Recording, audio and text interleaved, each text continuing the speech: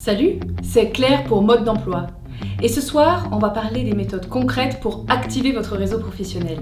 Et dans cette étape, vous allez être appuyé par un outil spécialement conçu pour vous. Le CV. La carte de présentation. La carte de visite. Non, la carte de présentation. Qu'est-ce que c'est que ce tintagène? Eh bien, la carte de présentation, c'est... Non, attends, il y a le générique d'abord.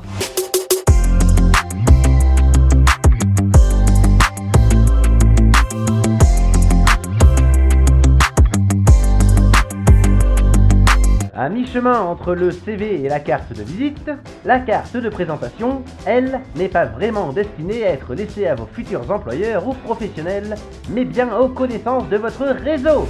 À quoi ça sert? Eh ben, dans le meilleur des mondes, un membre de votre réseau, ça doit donner ça.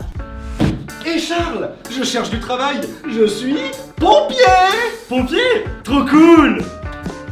Oh là là là là, nos bureaux sont en flammes. J'aurais bien besoin d'un pompier. Qui pourrait me recommander un? Moi, j'en connais un! Coucou, c'est moi le pompier. Trop cool. Mais malheureusement, l'univers n'est pas aussi parfait. Et parfois, la réalité, ça ressemble plutôt à ça. Et dis-moi, en ce moment je cherche du boulot. Alors je suis assistant coordinateur de direction. D'accord. Ah, c'est chaud en ce moment, on cherche quelqu'un dans la coordination globale des secteurs. J'ai un ami qui travaille là-dedans, il me semble. Mais non quoi, parce que la coordination c'est assez large. Je sais plus exactement. Il y a quoi comme formation? Alors qu'avec une carte de présentation, ce problème ne se pose plus. Pour une bonne carte de présentation, étape 1, votre nom. Étape 2, votre métier. Tu peux redire l'étape 1? Ensuite, votre diplôme. Puis, listez vos compétences. Quel est votre savoir-faire? De quelles tâches êtes-vous capable? Quel logiciel maîtrisez-vous? Vous pouvez également indiquer votre expérience. Enfin, choisissez 2 ou 3 qualités. Et bien évidemment, vos coordonnées, avec un téléphone et un mail un peu sérieux. La carte n'a pas besoin d'être très design. Gardez à l'esprit que ce n'est pas une carte de visite, mais c'est un support pour vos proches pour qu'ils puissent être des maillons solides de votre réseau. Inutile de lister toutes vos expériences. Ça, c'est le rôle du CV. Ah ça oui, faudrait pas qu'on me pique mon travail tout de même. Et là, ça marche mieux! Mais du coup, il y a quoi comme formation? Alors, il est assistant coordinateur de direction et il a un BTS des métiers coordonnés. Bah non, c'est pas ça qu'on cherche. En plus, c'est toujours bon d'avoir l'occasion d'expliquer clairement votre travail. Parce qu'avec l'intitulé des métiers d'aujourd'hui, nos proches ne savent pas toujours dans quoi nous travaillons. Jusqu'à parfois faire un contresens total.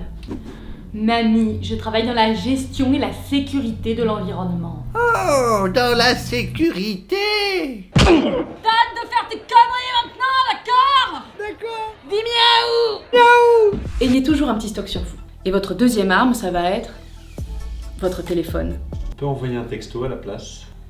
Oui, si tu préfères. C'est votre réseau, à vous de choisir comment contacter telle ou telle personne. Mais attention, la peur du téléphone, on va s'y attaquer aussi. Ok, on fait un essai. Là, vous avez un petit scénario d'appel. Bon, il vaut ce qu'il vaut, hein, c'est juste pour l'exemple. Après, vous vous adaptez. Oui, salut Alice, c'est Tom. Comment ça va? Dis-moi, je t'appelle parce que je suis actuellement à la recherche d'un nouvel emploi dans le domaine de la coordination de direction. Voilà, donc je voulais t'appeler parce que vu que tu es sur Paris et qu'on a déjà travaillé ensemble, je me suis dit que tu pourrais peut-être m'aider dans ma recherche.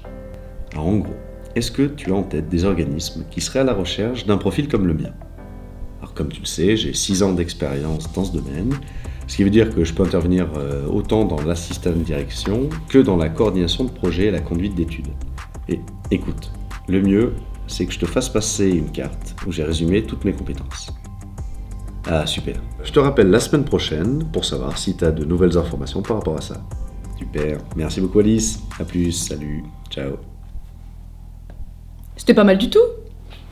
En général, pour recevoir toute l'attention nécessaire, limitez-vous à une demande, 2 maximum par connaissance. Après, ça peut varier en fonction du type de personne que vous sollicitez.